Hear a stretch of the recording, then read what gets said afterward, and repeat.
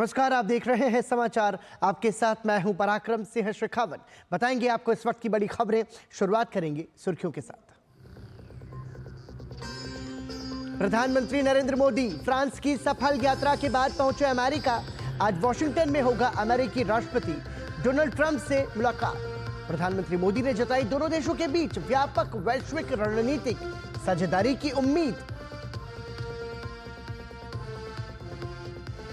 संसद के दोनों सदनों में विपक्ष का हंगामा। लोकसभा की कार्यवाही 10 मार्च तक के लिए स्थगित। वित्त मंत्री निर्मला सीतारमण ने राज्यसभा में दिया बजट पर चर्चा का जवाब। कहा विकास को गति देने, निजी निवेश को प्रोत्साहित करने का तय किया लक्ष्य। टीएमसी और विपक्ष के कुछ अन्य सदस्यों के हंगामे के बीच वित्त मंत्री निर्मला सीतारमण ने लोकसभा में पेश किया आयकर विधेयक। इनकम टैक्स कानून को आसान बनाना है बिल का उद्देश्य। प्रवर समिति को भेजे जाने का किया अनुरोध। संसद में पेश हुई वक्फ पर जेपीसी की रिपोर्ट। केंद्रीय मंत्री किरेन रिजिजू ने रिपोर्ट में विपक्ष के असहमति नोटिस शामिल नहीं किए जाने के आरोपों का किया खंडन। कहा जेपीसी ने नियमों के अनुसार की पूरी कार्रवाई। दिल्ली वक्फ बोर्ड से जुड़े मनी लॉन्ड्रिंग मामले में आप नेता अमानतुल्लाह खान को नोटिस। रिहाई के खिलाफ ईडी की याचिका पर दिल्ली हाई कोर्ट ने दिया नोटिस। एक अन्य मामले में राउज एवेन्यू कोर्ट ने अमानतुल्लाह की गिरफ्तारी पर लगाई रोक। जांच में शामिल होने का दिया निर्देश। और सुर्खियों के बाद खबरों पर नजर विस्तार से। प्रधानमंत्री नरेंद्र मोदी उन चंद वैश्विक नेताओं में शामिल हैं जो ट्रंप के 20 जनवरी को शपथ ग्रहण करने के बाद अमेरिका की यात्रा कर रहे हैं। प्रधानमंत्री नरेंद्र मोदी की आज अमेरिकी राष्ट्रपति डोनाल्ड ट्रंप के साथ मुलाकात होगी। इस मुलाकात से पहले वॉशिंगटन पहुंचने के बाद प्रधानमंत्री नरेंद्र मोदी ने एक्स पर लिखा है कि वो विदेश यात्रा के दूसरे चरण में अमेरिका पहुंच चुके हैं। राष्ट्रपति डोनाल्ड ट्रंप से मिलने और भारत अमेरिका व्यापक वैश्विक रणनीतिक साझेदारी को आगे बढ़ाने के लिए उत्सुक है। लोगों की बेहतरी और बेहतर भविष्य के लिए साथ मिलकर काम करते रहेंगे। प्रधानमंत्री मोदी और ट्रंप की बैठक में क्षेत्रीय और अंतर्राष्ट्रीय स्थिति पर चर्चा के अलावा कई द्विपक्षीय मुद्दों पर भी बातचीत होने की उम्मीद है। व्यापार, निवेश, प्रौद्योगिकी, रक्षा सहयोग, आतंकवाद निरोध, हिंद प्रशांत सुरक्षा और लोगों के बीच संबंधों सहित कई क्षेत्रों में दोनों देशों के हितों में स्पष्ट समानता है। प्रधानमंत्री नरेंद्र मोदी की ये यात्रा ऐसे वक्त हो रही है जब ट्रंप विभिन्न देशों से आयात किए जाने वाले सामान पर शुल्क लगाने की धमकी दे रहे हैं। प्रधानमंत्री नरेंद्र मोदी की यात्रा से दोनों देशों के बीच महत्वपूर्ण साझेदारी को दिशा और गति मिलेगी। प्रधानमंत्री मोदी की ये यात्रा आपसी हित के सभी क्षेत्र में नए प्रशासन के साथ बातचीत करने का एक महत्वपूर्ण मौका प्रदान करेगी। और अमेरिकी खुफिया एजेंसी के निदेशक तुलसी गबार्ड ने अमेरिका दौरे पर पहुंचे प्रधानमंत्री नरेंद्र मोदी से मुलाकात की। एक दिन पहले ही गबार्ड ने पद की शपथ ली है। गबार्ड के पास अमेरिका की 18 विभिन्न खुफिया एजेंसियों की देखरेख और समन्वय का जिम्मा है। तुलसी गबार्ड पूर्व सैन्यकर्मी हैं और डेमोक्रेटिक पार्टी से कांग्रेस की सदस्य रह चुकी हैं। राष्ट्रीय खुफिया निदेशक का कार्यालय 11 सितंबर 2001 से आतंकवादी हमलों के दौरान सामने आई खुफिया विफलताओं से निपटने के लिए स्थापित किया गया था। इससे पहले विदेश यात्रा की दूसरे चरण में फ्रांस के बाद प्रधानमंत्री नरेंद्र मोदी अमेरिका पहुंचे। वॉशिंगटन डीसी पहुंचने पर प्रधानमंत्री नरेंद्र मोदी का हवाई अड्डे पर औपचारिक स्वागत किया गया, जिसमें बड़ी संख्या में भारतीय समुदाय के लोग शामिल रहे।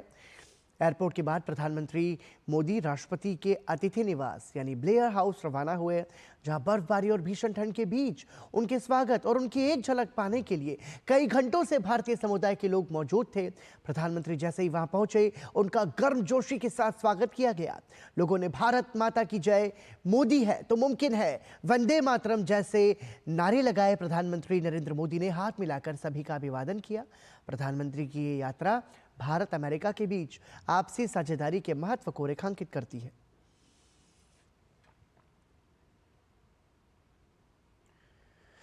प्रधानमंत्री मोदी अमेरिका में व्यापार जगत की हस्तियों के साथ मुलाकात करेंगे, साथ ही भारतीय समुदाय के सदस्यों से भी बातचीत करेंगे। भारतीय समुदाय में प्रधानमंत्री मोदी को लेकर जबरदस्त उत्साह है। देखिए कि वो प्रधानमंत्री के एक अभिवादन से ही कितना खुश और गदगद महसूस कर रहे हैं। सबका मन गदगद हो गया उनको देख के और उनकी मुस्कुराहट देख के। सबसे एक एक आदमी से हाथ मिला के गए, बाहर निकल के अपने भी बारिश में आए भीगते हुए और सबके साथ हाथ मिलाते हुए और हाथ हिलाते हुए गए। हमें उससे मिलकर बहुत बहुत खुशी हुई। इतना थक गए थे तो भी टाइम निकाला और सब लोगों से मिले और अच्छी तरह से बात की और हमारे कंसर्न सुने। मोदी जी ने हमें आशीर्वाद दिया और भारत के प्रधानमंत्री जो कि इतने सुलझे हुए, इतने पहुंचे हुए, इतने कर्मठ इंसान हैं, जो लाखों करोड़ों भारतवासियों की दिन रात सेवा कर रहे हैं, ऐसे महापुरुष का आशीर्वाद पाकर जीवन धन्य हो गया। अच्छा लगा, मोदी जी से हाथ मिलाया, मोदी जी ने बहुत खुश हो गया। प्रधानमंत्री नरेंद्र मोदी लगातार दुनिया के सबसे लोकप्रिय नेता बने हुए हैं। प्रधानमंत्री मोदी विश्व स्तर पर सबसे अधिक लोकप्रिय और विश्वसनीय नेता की रेटिंग में एक बार फिर सबसे आगे आए हैं। अमेरिकी data research agency morning consult की ओर से जारी दुनिया के नेताओं की ताजा अप्रूवल रेटिंग में 75% रेटिंग के साथ प्रधानमंत्री नरेंद्र मोदी पहले पायदान पर बने हुए हैं, जबकि दुनिया में ताकतवर देश समझे जाने वाले अमेरिका के राष्ट्रपति डोनाल्ड ट्रंप 52% रेटिंग के साथ 5वें स्थान पर हैं। दूसरे स्थान पर मैक्सिको की राष्ट्रपति क्लाउडिया शैनबोम पाड्रो को 66% रेटिंग मिली है। 65% के साथ अर्जेंटीना के प्रधानमंत्री जेवियर मिलेई तीसरे स्थान पर है। स्विट्जरलैंड की राष्ट्रपति कैरिन केलर सूटर 56% रेटिंग के साथ चौथे स्थान पर है। हाल ही में निर्वाचित हुए अमेरिका के राष्ट्रपति डोनाल्ड ट्रंप 5वें स्थान पर हैं, जबकि ऑस्ट्रेलिया के प्रधानमंत्री एंथनी अल्बनीजी 46% रेटिंग के साथ छठे स्थान पर हैं। इटली की प्रधानमंत्री जॉर्जिया मेलोनी 7वें स्थान पर है। वहीं पोलैंड के प्रधानमंत्री डोनाल्ड टस्क 42% रेटिंग के साथ 8वें स्थान पर हैं।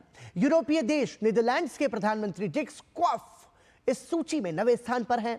स्वीडन के प्रधानमंत्री उल्फ क्रिस्टरसन 10वें स्थान पर हैं। गौरतलब है कि मॉर्निंग कंसल्ट की ताजा रेटिंग 21 से 27 जनवरी 2025 के दौरान इकट्ठा किए गए डेटा पर आधारित है। यह एजेंसी 25 देशों के ताजा डेटा के साथ वीकली अपडेट देती रहती है। संसद के बजट सत्र के प्रथम चरण के आखिरी कामकाजी दिन लोकसभा में नया इनकम टैक्स बिल पेश होने के बाद सदन की कार्यवाही को 10 मार्च तक के लिए स्थगित कर दिया गया। लोकसभा अध्यक्ष ओम बिरला ने सदन की कार्यवाही के बारे में बताया कि सत्र के दौरान हमने अच्छे वातावरण में चर्चा की। माननीय राष्ट्रपति के अभिभाषण पर धन्यवाद प्रस्ताव पर 17 घंटे और 23 मिनट तक सार्थक चर्चा हुई। आज बजट सत्र के प्रथम चरण का आखिरी दिन है।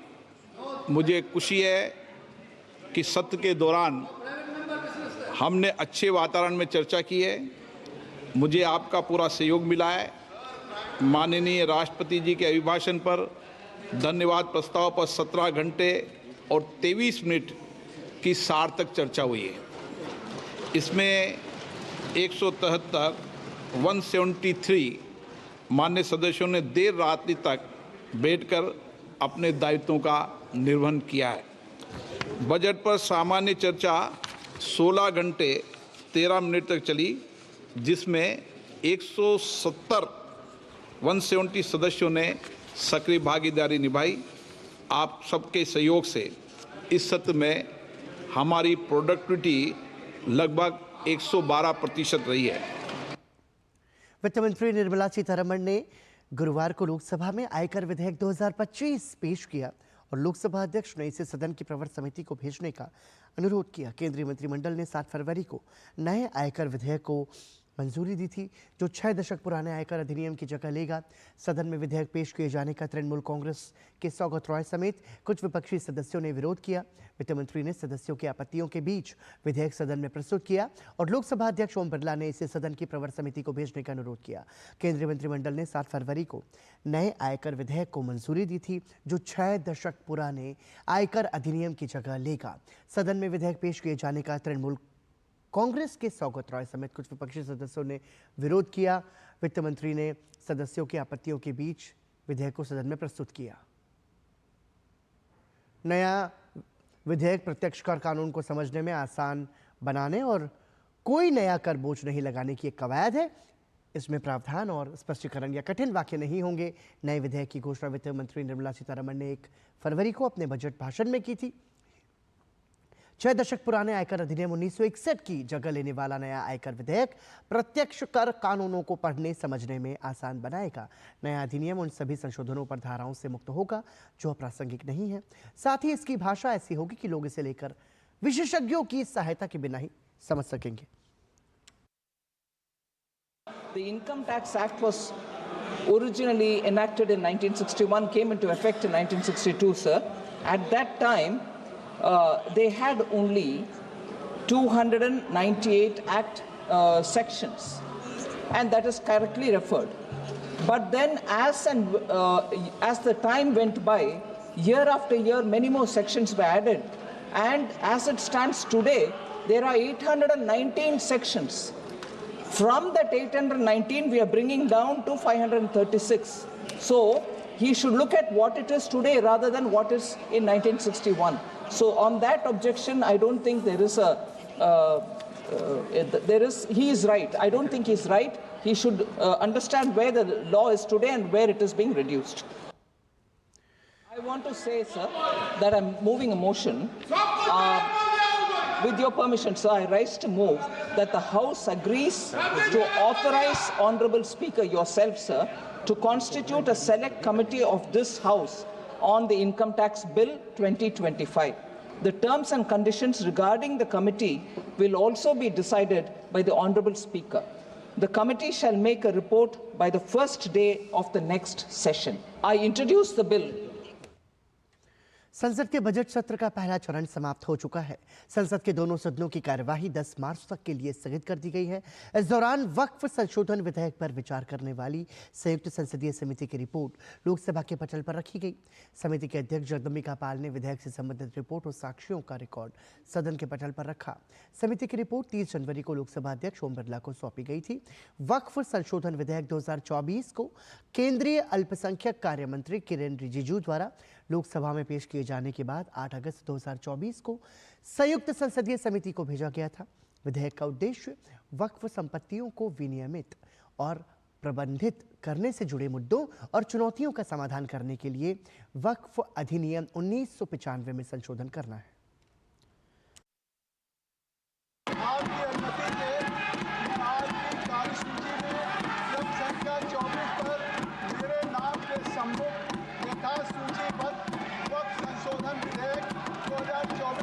संबंधित संयुक्त समिति के प्रतिवेदन के हिंदी तथा अंग्रेजी संस्करण सभापति पर रखता हूं। इससे पहले संसद की कार्यवाही आज हंगामे के साथ शुरू हुई। लोकसभा में विपक्ष के हंगामे के चलते सदन की कार्यवाही 2 बजे तक स्थगित करना पड़ी। हंगामा कर रहे विपक्षी कांग्रेस के सदस्यों के रवैये पर आज लोकसभा अध्यक्ष ओम बिरला ने सवाल उठाए। लोकसभा अध्यक्ष ने कहा कि प्रश्नकाल का समय सिर्फ और सिर्फ प्रश्नोत्तर के लिए निर्धारित होता है।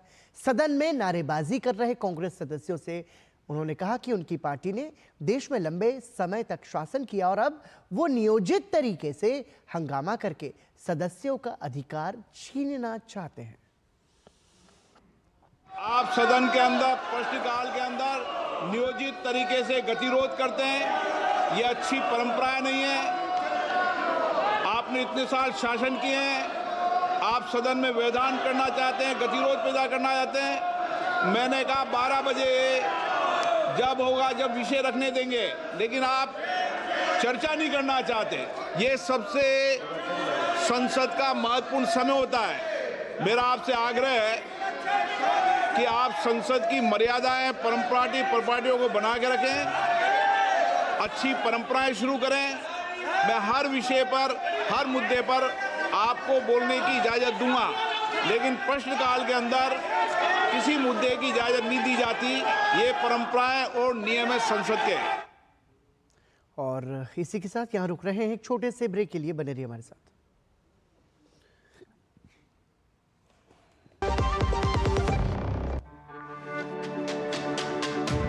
मेरी पसंद, मेरी पसंद, मेरी पसंद, मेरी पसंद, हमारी पसंद। हम सबकी पसंद। मजबूत देश का मजबूत सरिया हो गया स्टील। वित्त मंत्री निर्मला सीतारमण ने गुरुवार को राज्यसभा में बजट चर्चा पर जवाब दिया। वित्त मंत्री ने कहा कि इस वर्ष के बजट में सुरक्षित समावेशी विकास को गति देने के लक्ष्य रखने के साथ साथ निजी क्षेत्र के निवेश को बढ़ावा देने का भी लक्ष्य रखा गया है। इसके साथ ही वित्त मंत्री ने कहा कि गरीबों, युवाओं, किसानों और महिलाओं के विकास के लिए कदम उठाए जा रहे हैं। So the budget this year, we have kept our goals in such a way that we are able to accelerate growth, secure inclusive development, invigorate private sector investments, uplift household sentiments, and also to directly or indirectly enhance spending power of the Indian rising middle class. In all this, we have seen that there are 4 groups of people that if you touch and serve, the impact will be across the country: Garib, youth, Annadata, and Nari. And therefore, every scheme that we have before us has something to bring in terms of benefits for these 4 large groups.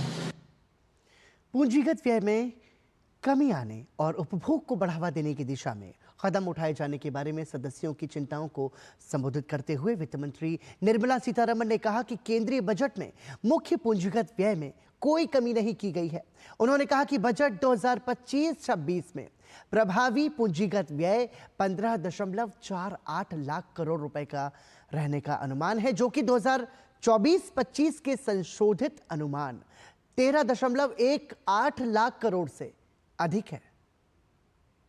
Though the grants and aid for creation of capital assets is accounted as revenue expenditure in the books of the union government, yet they go to the states to create capital assets, and therefore they are also effectively, eventually, only capital expenditure. The effective capital expenditure is projected at 15.48 lakh crore as against 13.18 lakh crore in the RE of 24-25. So there is just no reduction in capital expenditures. If we take that, public enterprises from their own resources, when they invest money for capital expenditure, they do it substantially. And so if I were to include that for the year 25-26, the capital outlay, which I would define as effective capital expenditure, is likely to be in the range of 19.80 lakh crores. इससे पहले राज्यसभा में हंगामे के बीच वक्फ संशोधन विधेयक पर JPC की report पेश की गई। हंगामे के चलते उच्च सदन की कार्यवाही को 11:20 तक के लिए स्थगित किया गया था। कार्यवाही फिर शुरू होने पर शून्यकाल के दौरान सभापति की अनुमति से जेपीसी पर सांसदों ने अपने विचार रखे। इस दौरान भी विपक्षी सांसदों ने हंगामा किया। वक्फ पर जेपीसी की रिपोर्ट सुबह सदन की कार्यवाही आरंभ होने के कुछ ही देर बाद भारतीय जनता पार्टी की मेधा विश्राम कुलकर्णी ने समिति की रिपोर्ट सदन में पेश की थी। रिपोर्ट पेश होते ही कांग्रेस, तृणमूल कांग्रेस, समाजवादी पार्टी और वामपंथी दल सहित कुछ अन्य दलों के सदस्यों ने हंगामा शुरू कर दिया। हंगामा कर रहे सदस्य आसन के निकट आ गए और नारेबाजी करने लगे।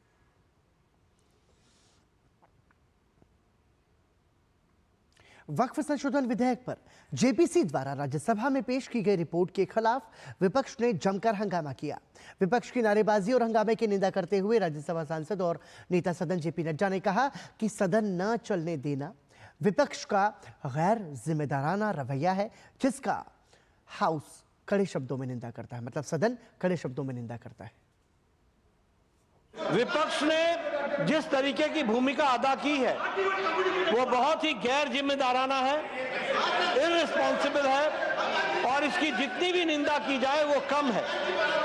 मैं ऑन रिकॉर्ड लाना चाहता हूं कि राष्ट्रपति महोदया, the first citizen of the country, जब वो उनका मैसेज पढ़ा जाए तो हाउस ऑर्डर में होना चाहिए था, जो नहीं है। यह बहुत ही दुर्भाग्यपूर्ण है और इसकी हाउस निंदा करती है, यह मैं जरूर कहना चाहूंगा।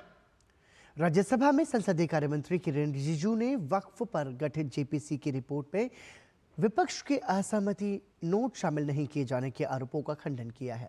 किरेन रिजिजू ने कहा कि जेपीसी की रिपोर्ट में किसी प्रकार की कोई भी काटछाट नहीं की गई है। उन्होंने कहा कि विपक्ष के सदस्य अनावश्यक मुद्दा बना रहे हैं जिसमें तथ्य नहीं है, आरोप झूठे हैं। जेपीसी ने नियमों के अनुसार पूरी कार्रवाई की है। हमारे कुछ सदस्यों ने इसको कुछ ऑब्जेक्शन किया कि कुछ पार्ट शायद काट दिया गया ऐसे करके।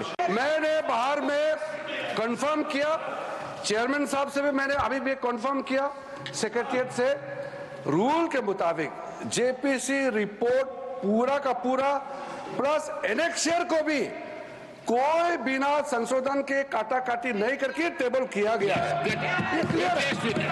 उसके बाद भी अगर इन लोगों का कुछ शिकायत है तो ये कोई तरीका नहीं होता है यहाँ में हंगामा करके।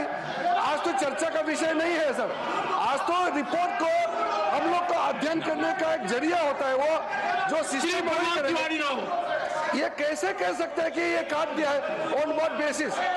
जितना जेपीसी बिल पे काम किया है, आज तो कोई जेपीसी ने उतना काम नहीं किया है।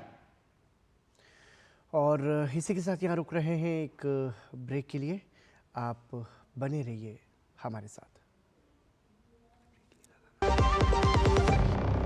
जब धरती चीर कर निकलता है लोहे का पत्थर और मिलता है मोंगिया के जोश से, फिर तपता है, पिघलता है और बनता है फौलाद। अब होता है सरिया सारी खूबियों के साथ। मोंगिया स्टील, मजबूत देश का मजबूत सरिया। वक्फ संशोधन विधेयक 2024 पर संयुक्त समिति की रिपोर्ट को लेकर संसद के दोनों सदनों में हंगामा देखने को मिला। विपक्षी सांसदों ने रिपोर्ट में आपत्तियों को शामिल नहीं किए जाने का आरोप लगाते हुए जमकर हंगामा किया। लोकसभा में इस रिपोर्ट को संयुक्त संसदीय समिति के अध्यक्ष और भाजपा सांसद जगदम्बिका पाल की ओर से पेश किया गया। इस दौरान विपक्षी सांसदों के विरोध प्रदर्शन के कारण कार्यवाही बाधित हुई। वहीं केंद्रीय गृह मंत्री अमित शाह ने विरोध कर रहे सांसदों को शांत करने की कोशिश करते हुए कहा कि यदि असहमति नोट जोड़े जाते हैं तो सरकार को कोई आपत्ति नहीं है। जेपीसी अध्यक्ष जगदम्बिका पाल ने विपक्ष के विरोध को लोकतंत्र के खिलाफ बताया। अगर अपोजिशन ने ये बात उठाई और उस पर भारत के गृह मंत्री श्री अमित शाह जी ने खड़े होकर कहा कि डिसेंट नोट में अगर ये एतराज है विपक्ष के सांसदों का कि हमारे शामिल नहीं किए गए, तो हमारी पार्टी को कोई एतराज नहीं है, स्पीकर साहब आप इसको शामिल कर सकते हैं। फिर स्पीकर साहब ने कहा कि आपके जो कंसर्न है क्लॉज बाई क्लॉज में जो है उसको हम शामिल कर लेंगे। तो ये स्पीकर का एक डायरेक्शन हो गया जिसको हम भी मान्य है, सबके लिए मान्य, जुड़ जाएगा। अब इसके बाद बहिष्कार किया तो क्या ये संसदीय लोकतंत्र पे कुठाराघात नहीं है?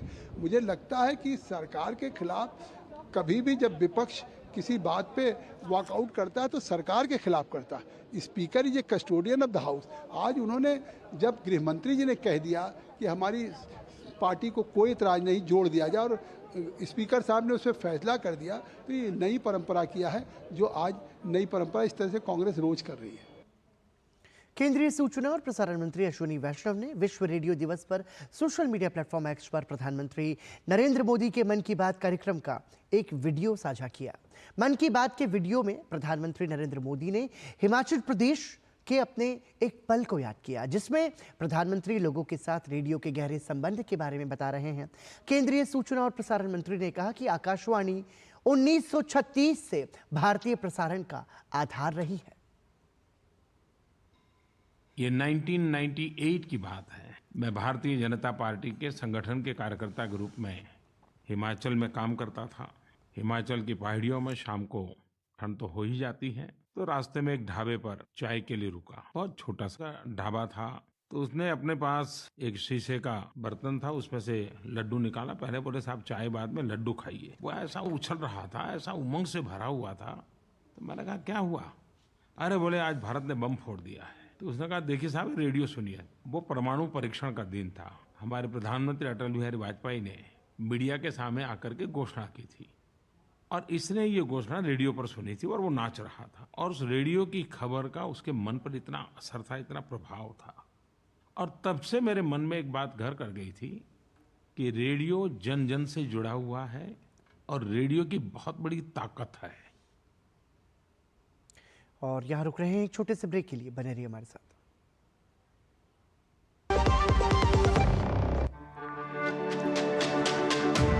मेरी पसंद। मेरी पसंद। मेरी पसंद। मेरी पसंद। हमारी पसंद। हम सबकी पसंद। मजबूत देश का मजबूत सरिया मोंगिया स्टील। आम आदमी पार्टी के विधायक अमानतुल्लाह खान को आज राउज़ एवेन्यू कोर्ट से बड़ी राहत मिली जब उनकी गिरफ्तारी पर 24 फरवरी तक रोक लगा दी गई। उसके बाद कोर्ट के आदेश के बाद आप विधायक जामिया नगर थाने में शाम 5:30 बजे पहुंचे, जहां पुलिस बयान दर्ज पुलिस ने किए। बता दें कि दिल्ली के ओखला विधानसभा से नवनिर्वाचित विधायक अमानतुल्लाह खान और उनके समर्थकों पर जामिया नगर में हत्या के प्रयास के एक आरोपी को पकड़ने के क्राइम ब्रांच की टीम से धक्का मुक्की करने और आरोपी को मौके से भगाने में मदद करने का भी आरोप लगा है। फिलहाल थाने में पूछताछ जारी है। मौके का जायजा लिया हमारे संवाददाता मुकेश शुक्ला ने। आम आदमी पार्टी के विधायक अमानतुल्लाह खान इस समय जामिया पुलिस स्टेशन में मौजूद हैं। आपको बता दें कि बीते सोमवार को वो पुलिस से हाथापाई के एक मामले में फरार चले थे। शावेज़ खान नाम के व्यक्ति को जब पुलिस पकड़ने गई तो वहां पर बताया गया कि अमानतुल्लाह खान की पुलिस से भिड़ंत हो गई। उसके बाद शावेज़ और अमानतुल्लाह खान दोनों फरार चल रहे थे, लेकिन आज उन्हें बड़ी राहत मिली राउज़ एवेन्यू कोर्ट से, जब उनकी जो है गिरफ्तारी को 24 फरवरी तक टाल दिया गया, यानी उस पर रोक लगा दी गई। और उसके बाद उन्हें आदेश दिया गया कि वो शाम 5 बजे जामिया नगर थाने में जा करके अपनी इंटेरोगेशन को आगे बढ़ाएं और पुलिस की जांच में सहयोग करें। उसी मद्देनज़र इस समय अमानतुल्लाह खान जो है वो जामिया नगर पुलिस स्टेशन में अपने समर्थकों के साथ पहुंचे। और ये देखिए भारी सुरक्षा बल और तमाम मीडिया का यहाँ पर जमावड़ा है। और ये है जामिया का वो पुलिस स्टेशन जिसके अंदर अमानतुल्लाह खान अंदर पहुंचे। उनसे तमाम सवालों के जवाब पूछे जा रहे हैं, क्योंकि कोर्ट ने उनको साफ निर्देश दिए थे कि वो हर एक जांच में सहयोग करें। और उनके वकील ने कहा था कि इसके लिए खुद जो अमानतुल्लाह खान है वो तैयार हैं। अब देखते हैं कि किस तरह के सवाल जवाब उससे किए जाते हैं। लेकिन फिलहाल अमानतुल्लाह खान के लिए एक बड़ी राहत है कि उनकी गिरफ्तारी पर जो रोक लगाई गई है 24 फरवरी तक, जिसको लेकर वो पिछले 4 दिन से पुलिस से दूर भाग रहे थे, अब वो पुलिस के सामने आए हैं और अपनी जांच में या उनके साथ जो सवाल जवाब किए जा रहे हैं उसमें सहयोग कर रहे हैं। कैमरा सुनील के साथ में मुकेश शुक्ला, DD न्यूज़ दिल्ली। और इसके साथ समाचार में इतना ही। दीजिए अनुमति। नमस्कार।